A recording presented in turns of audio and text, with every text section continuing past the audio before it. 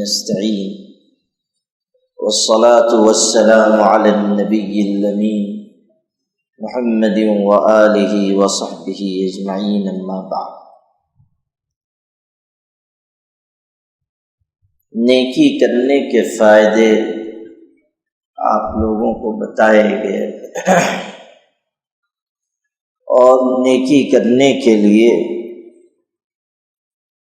اللہ نے اور اس کے پاک رسول صلی اللہ علیہ وسلم نے جو ترغیب دی ہے اس کا بھی ذکر کیا گیا، اور کل چند ایسے ذکر بتائے گئے تھے جن کو کرنے سے اللہ تعالی بہت اجر عطا کرتا ہے۔ ان میں سے ایک ذکر ہے سبحان اللہ و بحمدہ۔ اس کو 100 مرتبہ اگر انسان پڑھ لے تو اس کے گناہ معاف ہوں گے، چاہے وہ سمندر کے جھاگ کے برابر ہو۔ یہ بات حدیث شریف میں آئی ہے، اس لیے روزانہ سبحان اللہ و بحمدہ اس کو 100 مرتبہ پڑھنے کا معمول بنائیں۔ پڑھیں گے انشاءاللہ۔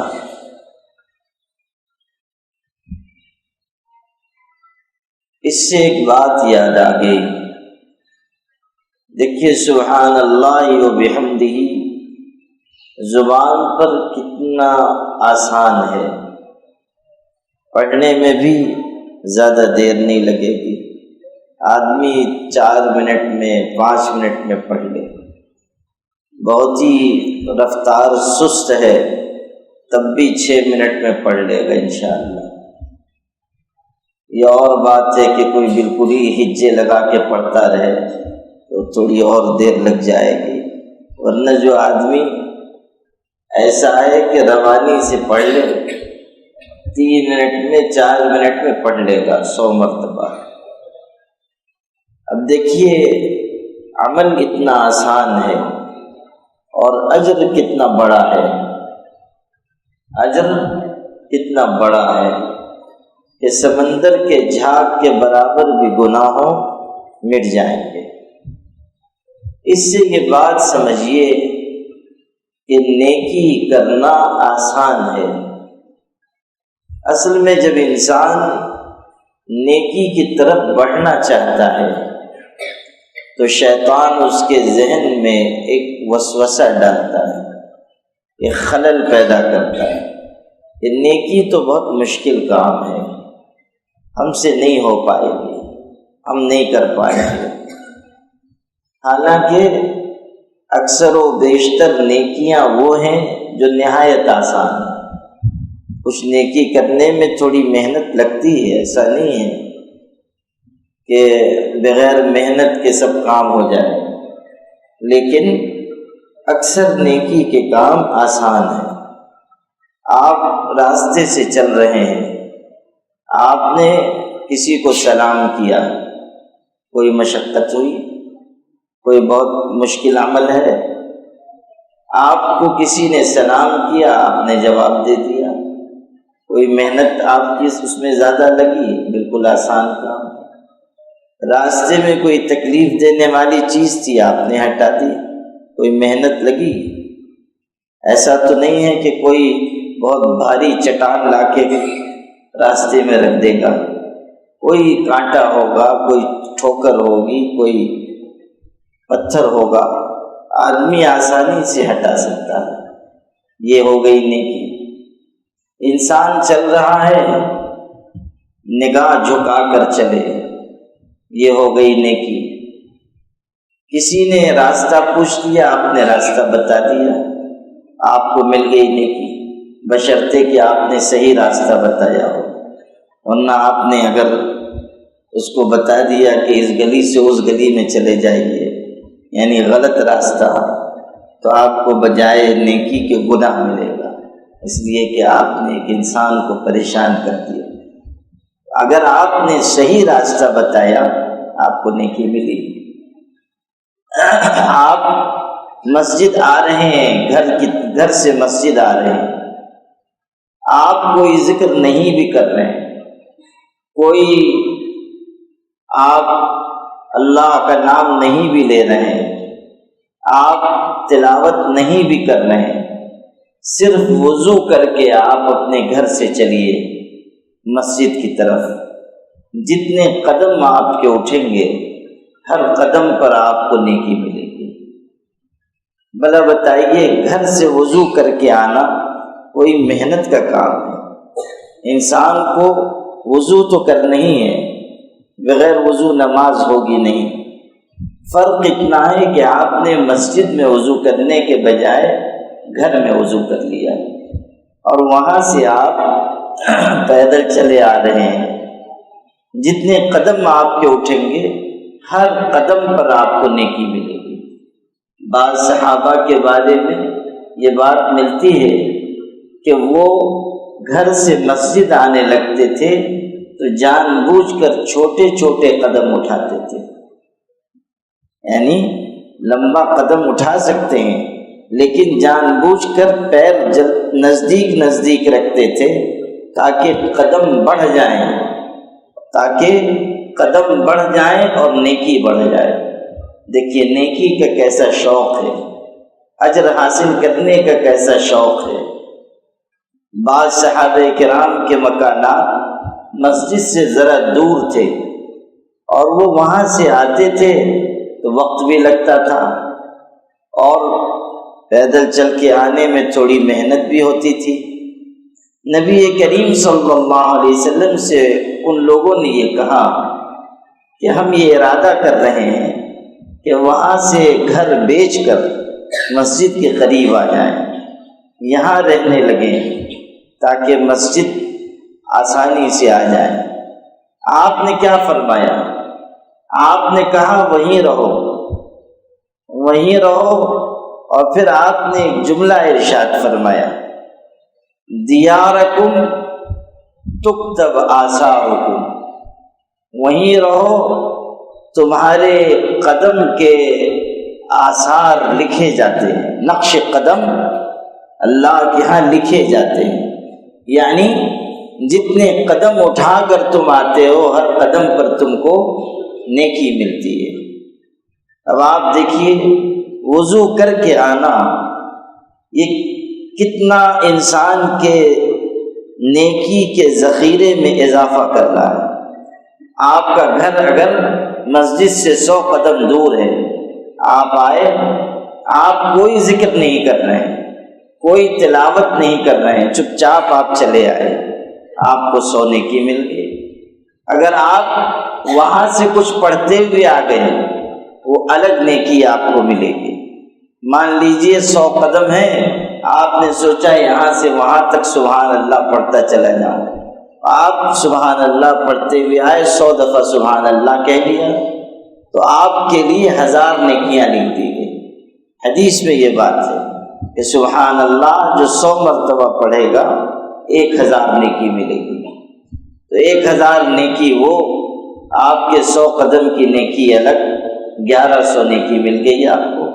صرف مسجد آ رہے ہیں، اتنا وقت استعمال آپ نے کر لیا، اور وضو کر کے آپ چلے آئے۔ ایک حدیث میں یہ بات ہے، جو آدمی وضو کر کے، گھر سے وضو کر کے مسجد کے لیے چلتا ہے، وہ ایسا ہے جیسے کوئی احرام باندھ کر حج کے لیے جاتا ہے۔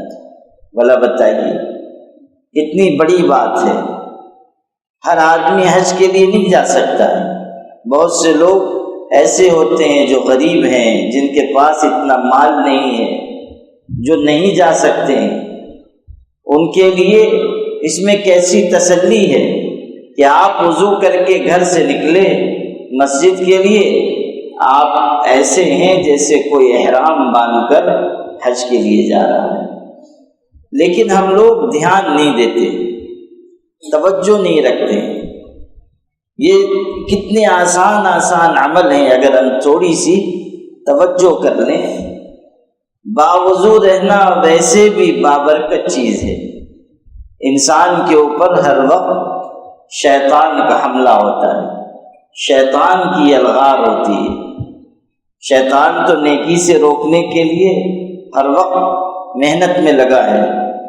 ہر آدمی ریٹائر ہو جاتا ہے، شیطان کبھی ریٹائر نہیں ہوگا، وہ مستقل ایک کام لے کے آیا ہے، اسی میں لگا ہے۔ اور صرف وہ نہیں، اس کی ضروریت بھی ہے، اس کے حواری مواری مریدین چیلے چپاٹے سب ہیں، اور صرف جنوں میں نہیں ہیں، انسانوں میں بھی ہیں، وہ سب وہی کام کرتے ہیں۔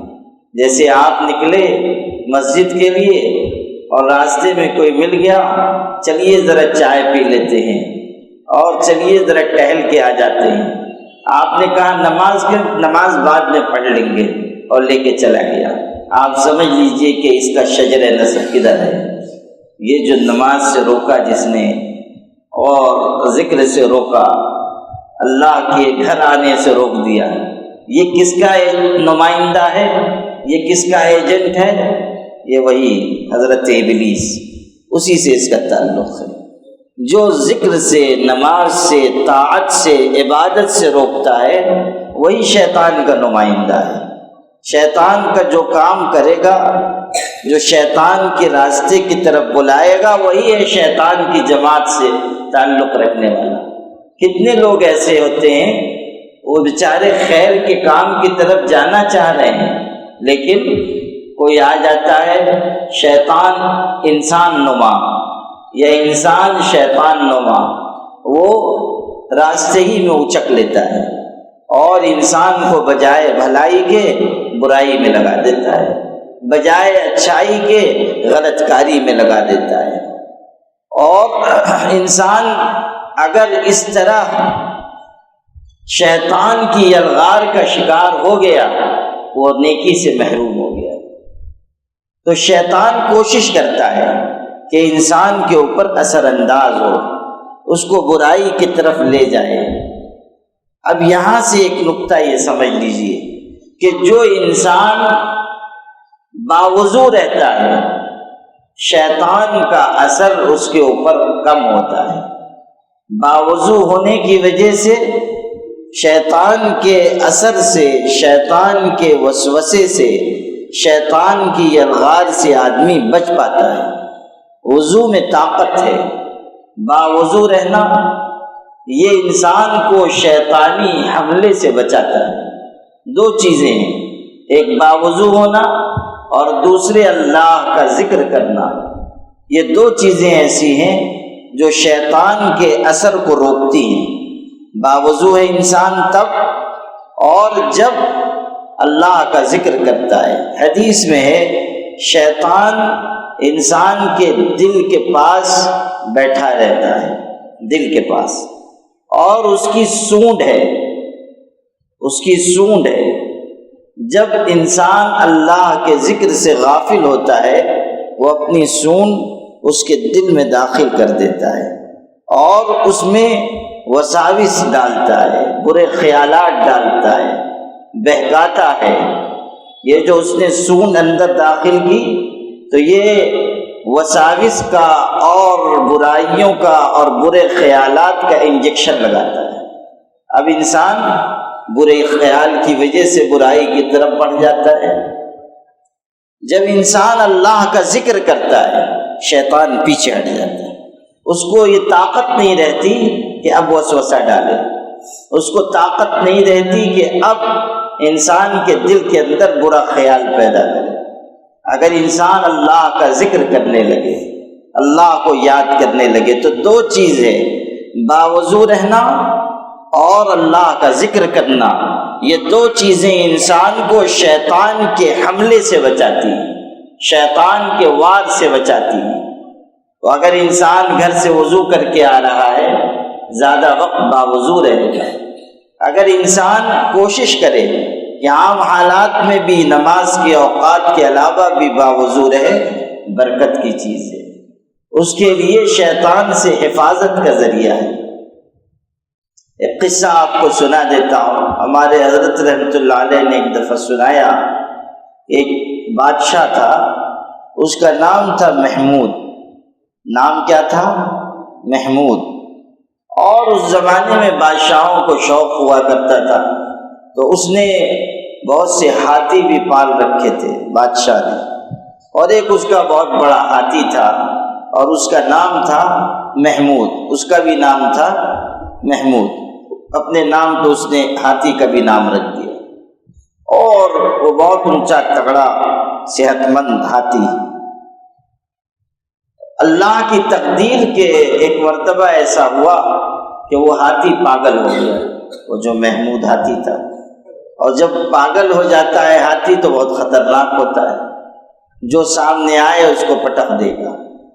وہ پاگل ہاتھی جو ہے وہ نہایت خطرناک بلا ہوتی ہے، تو جب وہ پاگل ہو گیا جدھر جاتا تھا اگر کوئی اس کے ہتھے چڑھ گیا بس اس کا انتقال قربلا، اس کو اٹھا کے پٹک دے وہ مر جائے۔ اچھا چونکہ وہ بادشاہ کا ہاتھی تھا تو کوئی اس کو مار بھی نہ سکے۔ ایک دن اس زمانے کے ایک بزرگ تھے، اللہ والے تھے، وہ کہیں سے چلے جا رہے تھے، نام تھا ان کا بھی محمود، یہ بھی تھے محمود، بادشاہ بھی محمود، ہاتھی بھی محمود اور یہ بھی محمود، اور یہ جو ہے بزرگ بڑے اللہ والے تھے، تو چلے آ رہے ہیں۔ اب وہ بیچارے اپنا یاد الہی میں چلے آ رہے ہیں، اچانک کہیں سے وہ ہاتھی پاگل نکل آیا اور وہ انہی کی طرف بڑھنے لگا۔ اب یہ بھی چلے جا رہے ہیں، وہ بھی چلا آ رہا ہے، اور سب لوگ تو بھاگ گئے، لیکن یہ اپنی دھن میں چلے جا رہے ہیں، اور اتنے قریب چلے گئے ہاتھی کے کہ لوگوں نے سمجھا کہ آج تو محمود بزرگ فوت ہوئے، آج ان کا انتقال ہونا طے ہے۔ لیکن جب ہاتھی کا اور ان کا آمنا سامنا ہو گیا تو وہ تھے بالکل دبلے پتلے کمزور سے، لیکن جب ہاتھی کا آمنا سامنا ہوا تو اچانک وہ اچھلے اور انہوں نے ایک گھونسا اس کو مارا، ہاتھی کو ایک گھونسا مارا۔ اور ظاہر ہے اتنے دبلے پتلے آدمی، ہاتھی اتنا بڑا موٹا تازہ، اس پہ کیا اثر ہوتا۔ لیکن دیکھو اللہ تعالیٰ جب اپنی طاقت ظاہر کرتا ہے، انہوں نے گھونسا مارا اور وہ پٹ سے گرا اور مر گیا، وہ ہاتھی گرا اور مر گیا۔ اب لوگ بھاگ کے آئے کہ انہوں نے بزرگ نے ہاتھی کو مار ڈالا، تو آئے تو کہنے لگے کیسے آپ نے ہاتھی کو مار ڈالا، یہ تو بڑا خطرناک ہاتھی تھا اور اتنا طاقتور۔ تو وہ تھے بڑے جلال میں اس وقت، کہنے لگے کہ یہ تو مرا، وہ تو اچھا ہوا کہ میں باوضو نہیں تھا، ورنہ یہ محمود بھی مرتا اور وہ محمود بھی مرتا۔ یعنی جو اس کا مالک تھا بادشاہ، تو کہا کہ وہ تو اچھا ہوا کہ میں باوضو نہ تھا، ورنہ یہ تو مرا ہی ہے، وہ بھی مر جاتا۔ حضرت رحمت اللہ علیہ سناتے تھے کہ باوضو رہنے میں انسان طاقتور ہوتا ہے، اور طہارت سے رہنے میں ایک فائدہ یہ ہے کہ انسان نہیں جانتا کب موت آئے گی۔ جب وہ باوضو رہے گا اور اللہ کے ہاں سے بلاوا آیا، باوضو اللہ کی بارگاہ میں گیا، یہ اس کے لیے عزت کی بات ہے، اس کے لیے یہ نعمت کی بات ہے۔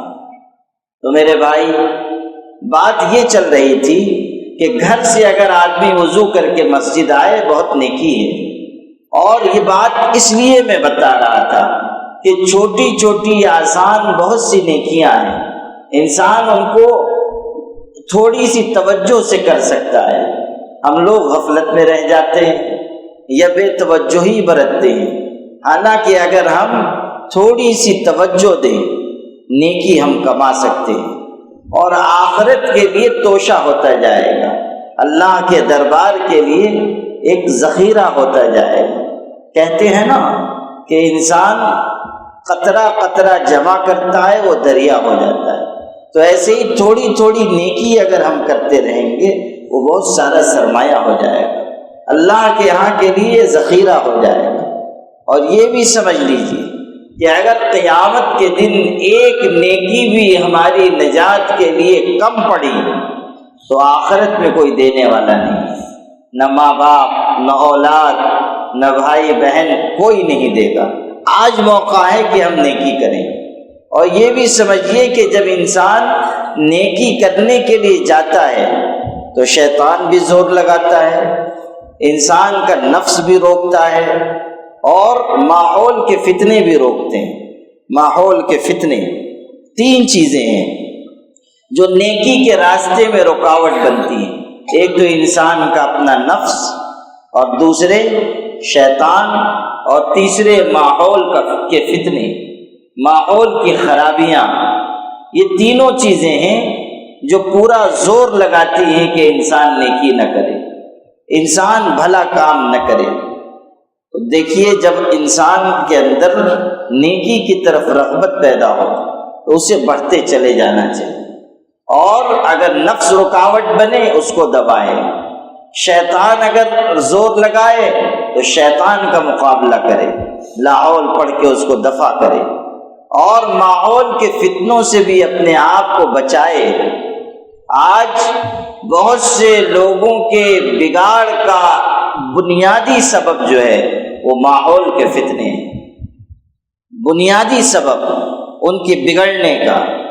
اب دیکھ لیجئے، موبائل ہے، تلاوت کے بجائے منہ میرا موبائل شریف کی طرف، بجائے اس کے کہ قرآن مجید پڑھیں موبائل لے کے بیٹھے ہوئے ہیں۔ رمضان میں بھی کتنے لوگ ایسے ہیں، ڈرامے دیکھتے رہتے ہیں، گیم کھیلتے رہتے ہیں۔ عجیب نحوست ہے، گیم کھیل رہے ہیں، اس میں جوا کھیل رہے ہیں، پیسے ہار رہے ہیں۔ ہمارے نوجوانوں کو دیکھیے، کتنے ایسے ہیں کہ جو گیم کھیل کر، جوا کھیل کر جواری بن رہے ہیں۔ بھلا بتائیے، جس آدمی کے اندر جوا کھیلنے کی لت ہو وہ آدمی کیسے اللہ سے قریب ہو سکتا ہے؟ قرآن مجید میں یہ بات آئی ہے کہ جوئے کے ذریعے اور شراب کے ذریعے شیطان اللہ کے ذکر سے روکتا ہے۔ انما يريد الشيطان ان يوقع بينكم العداوة والبغضاء في الخمر والميسر ويصدكم عن ذکر اللہ وعن الصلاة۔ 2 چیزیں ہیں، شیطان شراب کے ذریعے اور جوئے کے ذریعے اللہ کے ذکر سے، نماز سے روکتا ہے اور دشمنی پیدا کرتا ہے۔ شراب کے ذریعے دشمنی پیدا کرے گا، جوئے کے ذریعے دشمنی پیدا کرے گا۔ ارے جو انسان ہار رہا ہے، برابر اس کا پیسہ تم لوٹ رہے ہو، وہ تم کو دوست سمجھے گا؟ اس کے اندر تو دشمنی آئے گی۔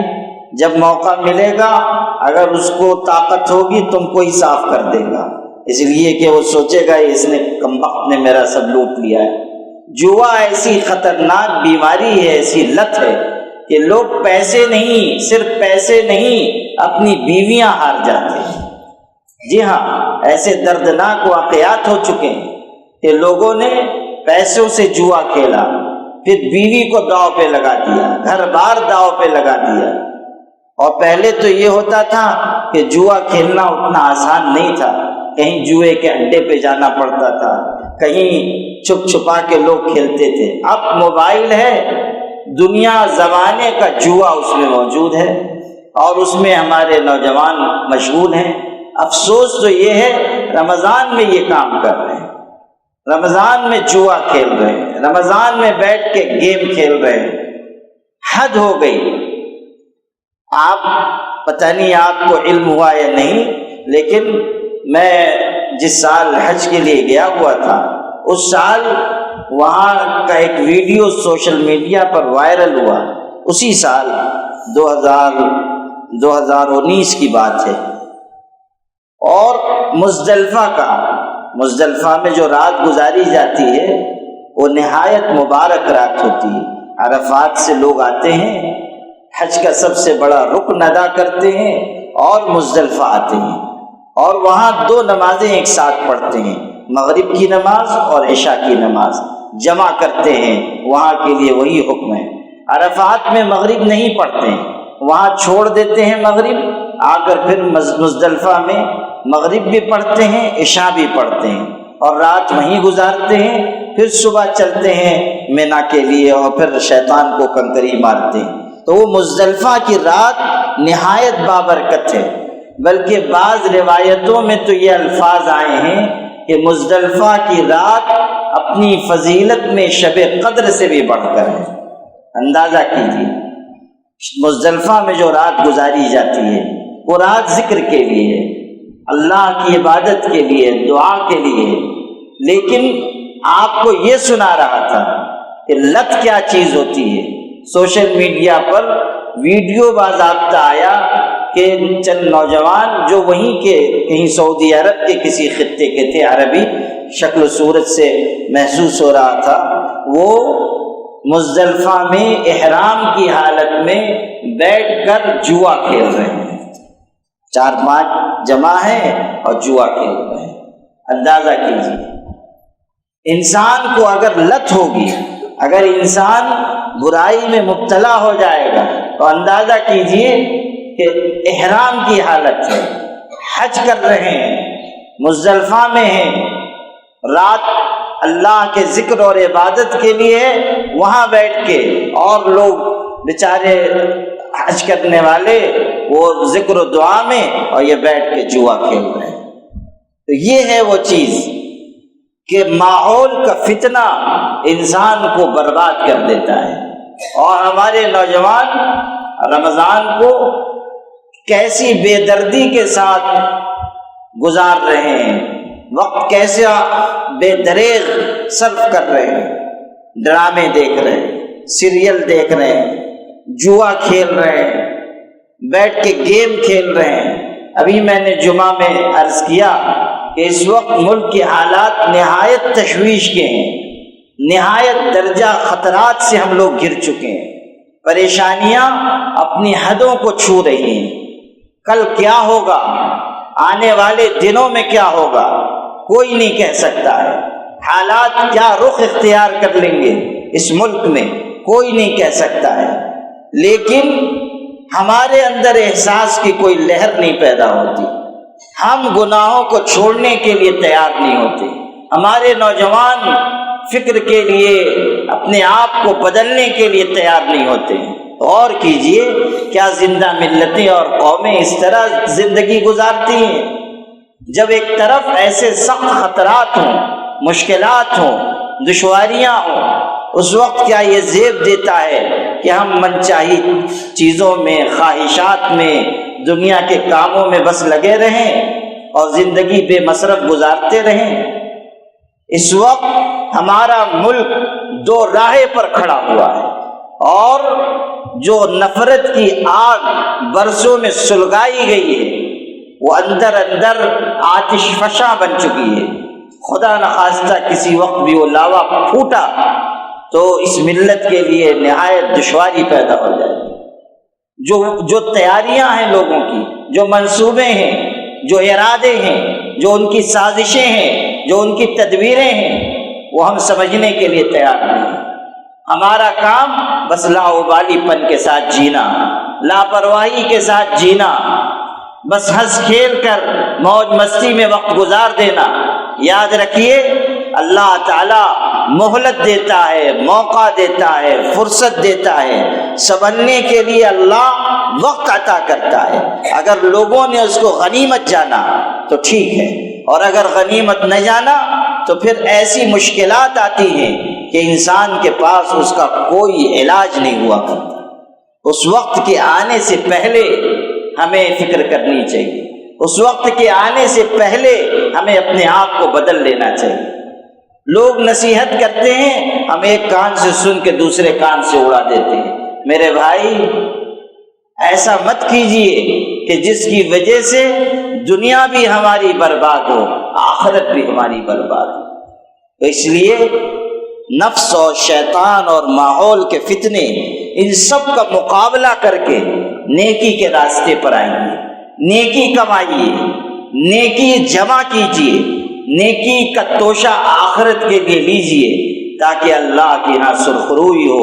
ربنا تقبل منا انك انت السميع العليم وتب علينا انك انت التواب الرحيم ربنا اغفر لي ولوالدي وللمؤمنين يوم يقوم الحساب۔ اے اللہ، اپنے کرم سے ہم سب کے گناہوں کو معاف فرما۔ اللہ تعالی ہماری غفلت کو دور فرما، اللہ تعالی ہمارے دلوں میں اپنی محبت پیدا فرما، اللہ تعالی ذکر کرنے والا بنا، شکر کرنے والا بنا، تیری راہ پہ چلنے والا بنا۔ اللہ تعالی ہمیں اپنی اصلاح کا موقع عطا فرما، اللہ تعالی ہر مشکل کو دور فرما۔ اللہ تعالی اس ملک میں مشکل حالات ہیں، مشکل دن ہیں، مشکل راتیں ہیں۔ اللہ تعالیٰ تیرا نام لینے والوں کو ستایا جا رہا ہے، تیرے گھروں کو، مسجدوں کو گرایا جا رہا ہے۔ اللہ تعالیٰ حالات دن بدن مشکل سے مشکل تر ہوتے جا رہے ہیں۔ اللہ تعالیٰ اس مشکل وقت میں تیرے علاوہ کوئی مدد نہیں کر سکتا ہے۔ اے اللہ ہم سب کی مدد فرما، ہماری نصرت فرما، ہماری تائید فرما، ہماری حمایت فرما، ہمارے کاموں کو بنا دے، ہماری بگڑی بنا دے، ہماری قسمت سنوار دے۔ اللہ تعالی ہمیں بندگی کا موقع عطا فرما، اللہ تعالی رمضان کی قدر عطا فرما، اللہ تعالی عبادتوں کی طرف بڑھنا نصیب فرما، اللہ تعالی نیکی کا جذبہ عطا فرما، ہر گناہ سے نفرت عطا فرما، ہر برائی سے دوری عطا فرما، اللہ تعالی ہر برے کام سے ہمیں دور فرما۔ اللہ تعالی ہمارے جوانوں کی اصلاح فرما، ہماری عورتوں کو پردہ دار بنا، ہمارے گھروں میں دین کو زندہ فرما۔ اللہ تعالی ہمیں برکت والی روزی عطا فرما، بیماروں کو شفا عطا فرما، پریشان حالوں کی مدد فرما، مرحومین کی مغفرت فرما۔ اللہ تعالی جو دنیا سے چلے گئے ان کی قبروں کو نور سے منور فرما، اللہ تعالی ان کے اگلے مرحلوں کو آسان فرما، اللہ تعالی ان کو جنت عطا فرما، اللہ تعالی ہم سب کی بھی عاقبت بہتر فرما، اللہ تعالی ہمیں موت کے وقت کلمہ عطا فرما، اللہ تعالی ایمان پر موت عطا فرما، قبر میں روشنی عطا فرما، آخرت میں ہمارے ساتھ آسان معاملہ فرما۔ اللہ تعالی قیامت کے دن کی سختیوں سے بچا لے، اللہ تعالی قیامت کے دن کی سختیوں سے بچا لے، اللہ تعالی جہنم کی آگ سے بچا لے، اللہ تعالی جنت میں جگہ عطا فرما دے، اللہ تعالی جنت میں جگہ عطا فرما دے، اللہ تعالی جنت میں جگہ عطا فرما دے۔ اللہ تعالی ہمیں اور ہماری آل و اولاد کو دین پر قائم فرما دے، اللہ تعالی اپنے کرم سے ہمیں دنیا میں بھی کامیاب فرما، ہمیں آخرت میں بھی کامیاب فرما۔ ہمارے آقا حضرت محمد مصطفیٰ صلی اللہ علیہ وسلم سے سچی محبت عطا فرما، ان کی محبت میں جینا مرنا نصیب فرما، ان کی برکت سے ہماری دعاؤں کو قبول فرما۔ وصلی اللہ علی النبی الکریم محمد وآلہ وصحبہ اجمعین برحمتک۔